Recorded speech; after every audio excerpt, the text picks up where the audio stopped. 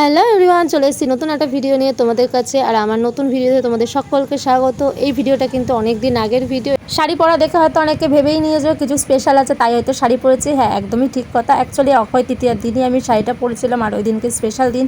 তাই বাঙালি মানেই যেন স্পেশাল দিন মানেই সবাই শাড়ি পরে, তাই আমিও তাই পরে ফেললাম শাড়ি। তবে এই নিমন্ত্রণ কিন্তু যে সে নিমন্ত্রণ ছিল না, এটা কিন্তু একদম বিরিয়ানির নিমন্ত্রণ ছিল। আর আমার যে দাদার বাড়ির নিমন্ত্রণ ছিল তার ওয়াইফ বলেছিল সে বিরিয়ানি করবে, আর মাংসের দায়িত্বটা পড়েছিল আমার ওপর।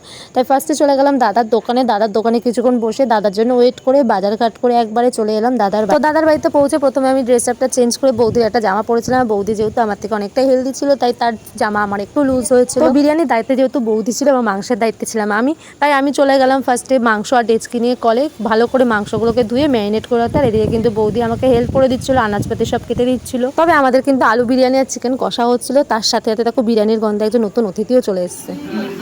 আমাদের বাড়িতে বিরিয়ানির গন্ধে চলে এসছে ছোট অতিথি। সাবাস, শিংগুলো একটা ছোট হচ্ছে একটা বড় হচ্ছে, দেখো শিংগুলো।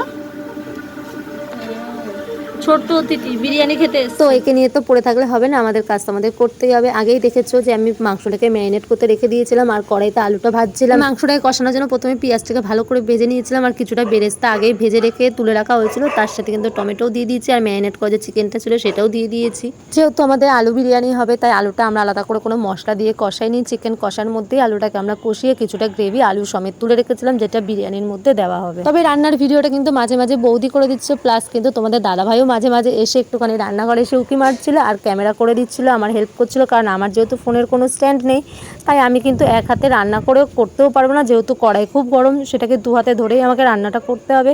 তাই যেটুকু পেরেছি আমি সেটুকুনি এক হাতে। দেখো আমি কিন্তু চিকেন কষার মধ্যে আলাদা করে কোনো জল দিইনি। মাংসতে যে জলটা বেরিয়ে সেই জলটার মধ্যেই কিন্তু আমি একটু লেবুর রস দিয়ে দিয়েছিলাম, আর এটাতেই কিন্তু মাংস সিদ্ধ হওয়ার জন্য কিছুক্ষণ রেখে দেবো। আর বিরিয়ানির জন্য যে রাইসটা দরকার সেটা কিন্তু অলরেডি আমাদের 80% সিদ্ধ করে আমরা কিন্তু পাখার তলায় রেখে দিয়েছিলাম, জাস্ট একটু হাওয়া খাওয়ার জন্য। কারণ না হলে পুরো গায়ে গায়ে লেগে গেলে বিরিয়ানিটা ঝরঝরে হবে না। এখন দেখো আবার বৌদি এসে আমাকে একটু হেল্প করেছে। বৌদি বলছে তুমি অনেকক্ষণ ধরে রান্না করে গরমের মধ্যে রয়েছে, আমি চলো তোমাকে হেল্প করে দিই। তো দেখো আমার পুরো চিকেন পুরো কষা রেডি, শুধু আলুগুলোকে আলাদা করে নেওয়া হচ্ছে, কারণ মাংসের সাথে পুরো রাখলে এটা কিন্তু পুরো সেদ্ধ হয়ে যাবে। যেহেতু বিরিয়ানিটা অলরেডি আবার একবার দমে বসবে, পুরো আলু সেদ্ধ হয়ে গেলে কিন্তু খেতে ভালো লাগবে না। মাংস থেকে কিছুটা আমি গ্রেভি তুলে নিচ্ছি, যেহেতু বিরিয়ানির মধ্যে দেওয়া হবে। আর ওদিকে বৌদি হাঁড়ির মধ্যে ঘি মাখিয়ে বসে রয়েছে আমার জন্য। আমরা কিন্তু 1 কিলো 250 গ্রামের চালের বিরিয়ানি করেছিলাম, আর ওদিকে কিন্তু মাংসটাও ছিল প্রায় 1.5 কেজির কাছাকাছি। যেহেতু চিকেন কষা হচ্ছে, চিকেন বিরিয়ানি নয়, তাই জন্য কিন্তু চিকেনটা আমরা একটু বেশি পরিমাণেই এনেছিলাম।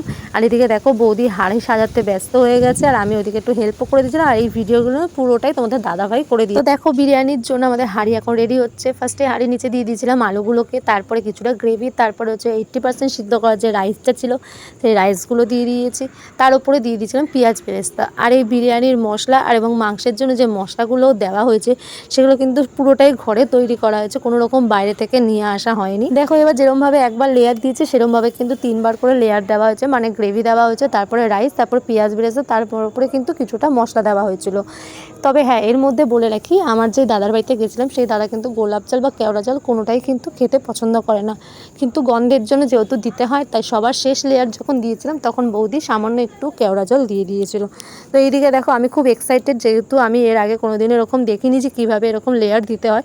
এটা হয়তো আমি ভিডিওতে দেখেছি বাট সরাসরি চোখের সামনে দেখিনি, তো আমি খুব এক্সাইটেড ছিলাম এটা দেখার জন্য। বিরিয়ানির লাস্ট লেয়ারও আমাদের তৈরি হয়ে গেছে, আর ওপরে কিন্তু 200 গ্রাম মতো ঘিও দিয়ে দিয়েছিলাম, আর বিরিয়ানির মশলা যা ছিল ওপর থেকে ছড়িয়ে দিয়েছিলাম, আর একটুখানি কেওড়া জল দিয়ে দেওয়া হয়েছিল। যেহেতু ওই যে বললাম গন্ধের জন্য, যেহেতু দাদা খায় না তার জন্য শুধু কিন্তু কেওড়া জলই দেওয়া হয়েছে, গোলাপ জল বা আতর কোনোটাই ব্যবহার করা হয়নি।